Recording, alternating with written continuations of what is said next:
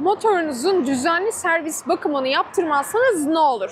Ya da 200 cc, 125 cc motordan 600 cc motor performansı beklersen, sürekli gidersen, sürekli redline kullanırsan ne olur? Gelin göstereyim.